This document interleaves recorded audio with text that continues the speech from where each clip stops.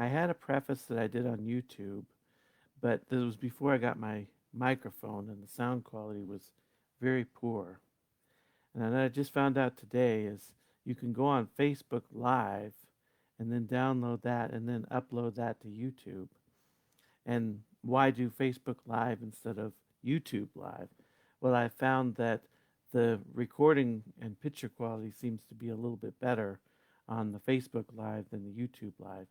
And I found out that when you upload a Facebook video to YouTube, it's way faster than if you record a video and then yourself on your computer and then upload it. Why that is, I don't know. It's just a little tip.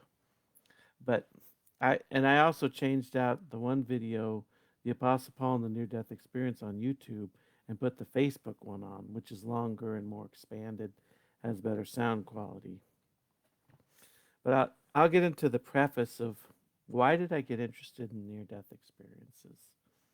Well, when I was 9 years old, I was at a camp for blind and low vision kids, and my friend Daryl led me in a prayer to receive Christ as my Savior.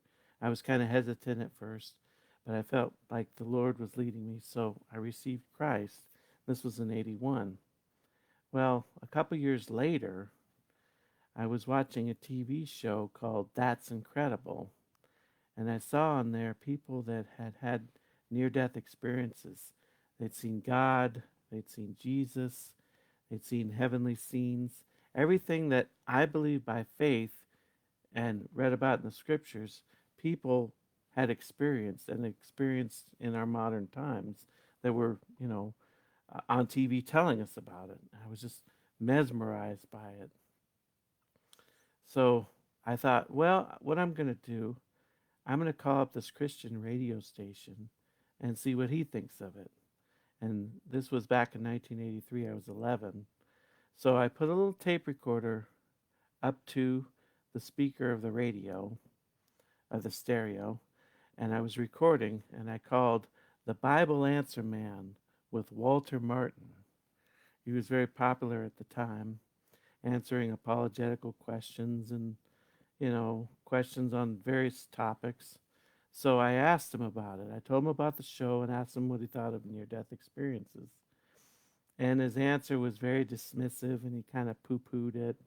And I felt almost like he was dismissing me as a person.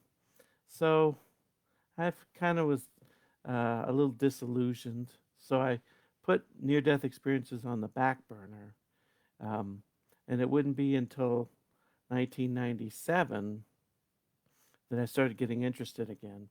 I was in law school and starting to doubt things in my faith. Is this real? Started to question different things about my faith. And so I started to study the near-death experience and started to really look into it. And it'd be the next few years that I would really get sold on it. And the near-death experience, for me, in terms of faith, has helped everything to go full circle. I understand my faith better, and I have a stronger belief in my faith because I think the near-death experience can be the strongest apologetic that we have. I love the study of apologetics. I've read Josh McDowell, More Than a Carpenter. I've read his book, Evidence That Demands a Verdict. I've heard various other apologists, um, on video and in books and stuff. But I find the near-death experience to be the most compelling. And it's interesting is that a lot of apologists like Dr. Miller and Dr. Gary Habermas are starting to study the near-death experience and starting to incorporate it into their apologetical work, which is kind of cool. But I just wanted to do this quick video. I will sign off. Thank you.